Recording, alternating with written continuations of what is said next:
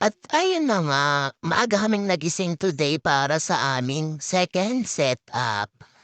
Bali on the way kami ngayon sa Santa Ana, Manila dun sa warehouse ng A26 yan, owned by Ma'am Aika. Ito nga pala yung aming venue for today sa Milky Way Resto sa Makati. Yan ang aming um, team for today is basketball. 80th birthday siya, then basketball team.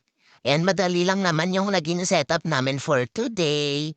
Ayan, nagpasok na nga kami ng mga gamit. Medyo matagal nga kami naghintay sa labas kasi hindi pa pwedeng pumasok yung supplier.